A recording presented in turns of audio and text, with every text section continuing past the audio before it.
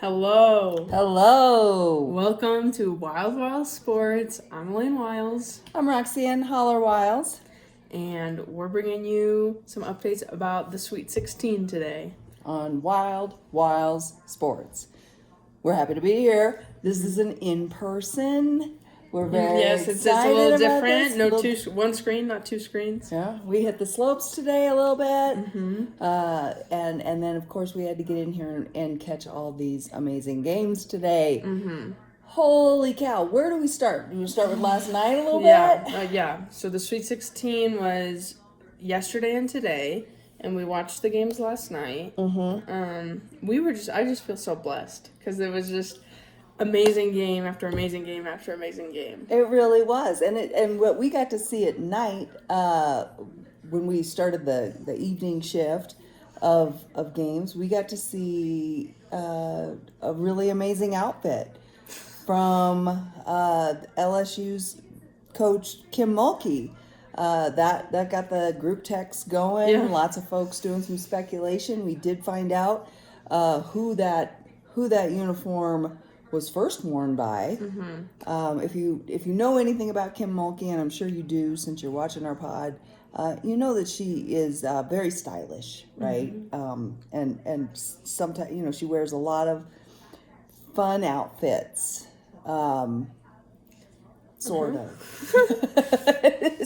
Depends on who you ask. Right, there's a fine line between an outfit and a get-up, and sometimes she crosses it. But last night it was and you can Google this. It was a Michael Jackson "We Are the World" kind of how else would you describe it? I don't know. I thought it looked like something President Snow would wear in the Hunger Games. Yeah. But besides that, LSU came to play, but they did struggle. They did struggle, especially Flau'jae. Yeah. People are talking about she got hit in the eye at the end and couldn't come back in the game, but truth is she was struggling the whole time. She really was, and I think she was frustrated with that. I did enjoy hearing how she wanted to remedy her eye because she said that she couldn't see through it, and if somebody could just tape it open, that's dedication. If you just want, but that wouldn't really probably work. No. But some other players really stood out on that LSU team. So I've got Williams and Smith, Michaela Williams, and oh gosh, what's Smith's first name? Oh. I don't know, but yeah. I can't read my own writing. I take notes while I watch these games. But they had the last 16 points for LSU. It was down to the final 3 minutes.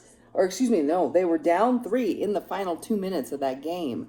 And then scored the last, obviously they trailed most of the fourth quarter and then were able to win the game. So I think LSU, when they're going to be firing on all cylinders, they are a contender. Yeah, I think what's scary for other teams when it comes to LSU is like we saw this earlier in the season, but still like towards the end, and towards the end of the regular season, like Flau'jae was out for a couple games, and they still handled business, got done what they needed to get done, and so I feel like that's scary for other teams, like when the star's not performing well and the team can still pull it out. Yeah, because I feel like a lot of times people say, we're going to make everyone else beat us. People would say that about like Caitlin Clark and all these stars. They're like, she's not going to beat us. We're going to make the other girls beat us. But then when they can beat you, what do you do? yeah, that's a great point. And, playing for Kim Mulkey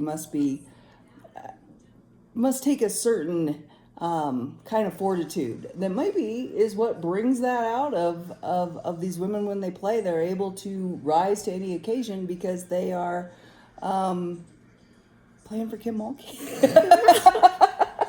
She can be kind of rough. She can be kind of harsh. Yep. And I think she's proud of it. It's very old school. It's not a very player centric style. Like we like to talk about Jan Jensen a lot, and I'm sure Jan Jensen chews people's ass too. But we were just talking about an article we read. Kim, will walk out of practice or kick everybody out of practice. A lot of things that just in this era of the transfer portal and, people chasing NIL money and all of that, Kim sticks to her guns, and she is who she is. Yeah. Yeah. And she wears the outfits she wears, and we love to comment on it. Yeah.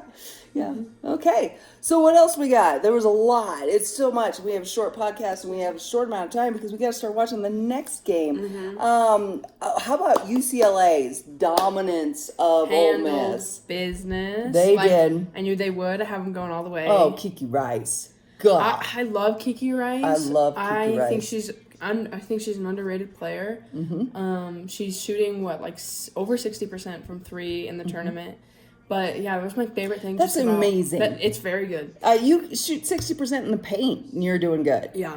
But my favorite thing about watching Kiki is I didn't really see her force shots. No. Maybe at end of a shot clock or something like that. But it was if she didn't need to take a shot and she wasn't open and it wasn't her shot, she was passing it out and she wasn't shooting it. Yeah. She's a very efficient player. She is. And it does not hurt to have Lauren Betts on. No, it doesn't hurt at all. It doesn't hurt at all. Wow.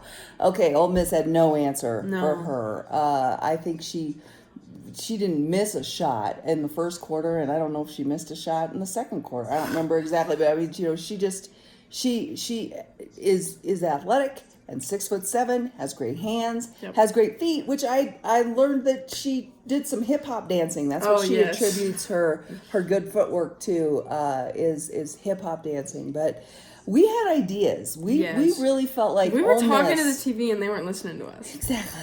And so we were trying to talk to the Ole Miss coach, and they Coach were Coach Yo, and they were just trying to play her straight up like she is a normal center, and she is not your run-of-the-mill center, and so you're gonna have to do something different. And so we had a lot of different ideas about how you might try to contain her.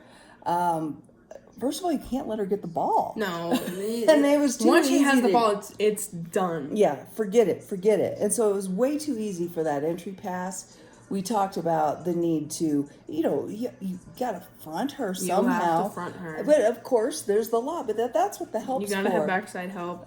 And then let's say she does catch the ball, which you don't ever want her to do. You got to come double. You got to leave your girl. You got to go. Yeah. And I understand that they have good shooters. They have lots of and you don't want to leave good shooters open, but Lauren Betts is 100% in the field or in the paint. Lauren Betts was the driving force beating them, beating Ole Miss. It was not the 3-point shooting. So who has UCLA next? We don't know yet, right? No, it's LSU. Oh, okay. So thank you. It's so many games. So I'm pretty sure Kim is going to make sure that Lauren Betts doesn't get that many touches. No. Not near as many touches as Ole Miss. But it was good to see Ole Miss make it that far. It kind of reminded me of back in the 80s. Ole Miss, Old Dominion, all these teams seem to be kind of back on the rise. So that's cool. What else? We've been thinking a lot. Oh, let's talk about today and the TCU game. And you can't talk about the TCU game without talking about Haley Van Lith. That's what they call her, Haley Van Lith. I like it. I wish I came up too. with it. Haley Van Lith. All hail Haley Van Lith. Yeah. That kid. She was. She's efficient. Talk about efficient. She was also efficient. And they held that Notre Dame team. They've got the big three with Hannah Hidalgo. Say it for me. Hidalgo. Thank you. And Citron and Miles. Oh, sorry. It's okay. They were 10 for 44. And Hidalgo herself, she was 3 for 19. So we didn't see Notre Dame at their best, but I have to attribute that to some TCU defense, that they really took care of business in that end. And I love that coach. Yeah, what is it, Mark Campbell? Yeah, because how do you take a TCU. team, with the transfer portal, you can do a lot of things in a year, but still, how do you get this group together when last winter you were trying to hold some tryouts to be able to field a team, and now you're in the Elite Eight. That's pretty good. And I love that he had his quarter zip on the whole time as a TCU, and then when he was in the locker room, he took it off and it said "Winners Stay," and it was TCU. So that was a good move. I like that. Did he used to coach at Oregon? Well, I don't know. I think he might have. And he was doing that at Oregon too. Oh, really? Yeah. Okay. Yeah. Well, that's very cool. What else do we have here? We've got the super regional thing that we want to talk about at some point, but we do see the USC and K-State game is just now starting. We're really sad. Of course, like the whole country is sad that we are missing out on Juju Watkins. This is what I want to say about that. This is my little call to action. Okay. So, Juju Watkins unfortunately tore her ACL, and we have seen many great female athletes tear their ACLs, like Paige Beckers, Nika Mule, all these fantastic athletes suffered ACL tears. Female athletes are almost 8 times more likely to tear their ACLs. Yeah. And only 6% of ACL research is focused towards female athletes. Do we do research in this country anymore? Mom! What? I thought that was all over. We don't. So this is my call to action. It's just so tragic that Juju's not in this tournament. Obviously, it's tragic for USC. It's tragic for all the people I know who picked them to win the whole thing, because that kind of seems out of reach now. That'd be my wife. She chose them. I might eat my words, but it seems a little out of reach to me. I don't know. They're up 3-0 against K-State. But what I think it's most tragic for is the tournament as a whole. Like, Juju is popular. Yeah. Juju brings eyes to the game. Yeah. And the fact that she's not here is really unfortunate. And you have to wonder, because I saw that some of the Spokane region tickets were going for pretty low dollars. So you got to wonder if that had any impact.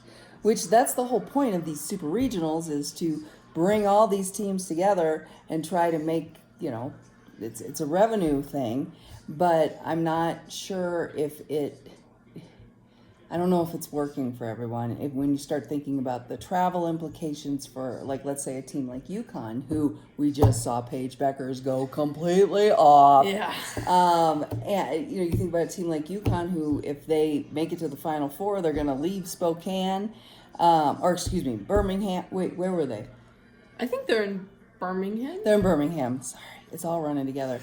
They're going to leave there, and then they've got to travel back, and a travel day doesn't count as a day off. It drains you, and then they have to turn around and travel again. It's reduced travel times. They're having to get up at like 5 a.m. so they can get a 6 a.m. Gym time, because you have 8 teams there trying to do shoot-arounds and run-throughs. So, I can see that's a problem, something that we'll have to revisit, but nobody's going to revisit until 2028 when because they've got all the places picked from here on out. Yeah. If you don't know what we're talking about, it's like, so this weekend is the Sweet 16 and the Elite 8. So theoretically, and what the men's tournament does and what the women's tournament did for a long time, is you get 4 teams together and you put them in one spot. So you'll play your first game, and then the winners will play each other. And now what they've done is there's only 2 spots for the Sweet 16 Elite 8 weekend, and there's 8 teams there. Mm-hmm. So there are teams there that aren't going to play each other in Birmingham or in Spokane. Like, they're not going to play each other there. Right. So they don't have to be there. They don't all have to be in the same spot. Yeah. And Gino Ariema was upset about it. Yes, he was. And whatever Gino says, I don't know about that. But if when you think about how easy it is for ESPN, then it's a money saver, and they can market all these games for the television audience. I don't know what the impact of that has been. I would love to see what other kind of revenue. I want to see all the data before I decide what we need to do next. Yeah, but not much we can do about it. This pod. No, has a lot of influence. Yes, but we can't. Like you said, we can't do anything until 2028. Till 2028. So we'll keep you posted on that. Anything else that that we want to talk about? Tennessee strategy. Oh, I was sad. I we were thought sad. Tennessee might win that game Against Texas.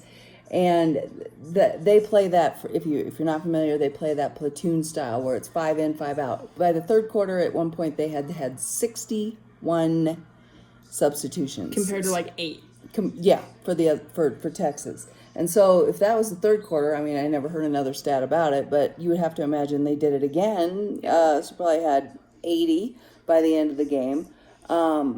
So the idea is that they fatigue folks, right? Mm-hmm. And that by the end of the game, the other team is going to be so run down that they're going to be making some mistakes. I get that. It's also hard as a shooter, or to, as any kind of a player, to really get your rhythm if you're running in and out, like it's the Y. But I love how fast and hard they play and how they can press off a miss. You don't see that effectively very often, especially with guards that are as good as that Texas guard. What's her name? The guard. Yeah, she's real good. I mean, is Madison Booker a guard?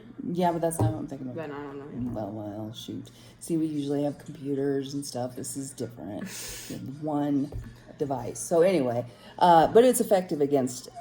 They're coming back. Tennessee will be a contender, and I'm excited for their future too. So, anything that you want to end on? Just be sure to tune in. We'll get this up tonight, so the Kansas State USC game might still be going on. If it is, make sure to tune into that. If not, Elite 8 starts tomorrow. It's Sunday and Monday, so be sure to tune in. Mm-hmm. We got some good basketball coming up, guys. We really do. It's such a fun time. And then right around the corner, we got the WNBA draft. And, well, we'll just leave it at that because this is NCAA time. Yeah. And we shouldn't be talking about transfer portals. That was one thing I wanted to say during this whole pod. We should not be talking about where you're going to go next year while there's still teams playing. Yeah. I disagree with this 100%. I do too. Put some caps on when you can do some things, and let's be reasonable and get this back to a college game in a way. I mean, it's really professional anyway at this point, but whatever. Okay. Sorry. Now I got to watch this game. All right. Thanks for tuning in. Thank you.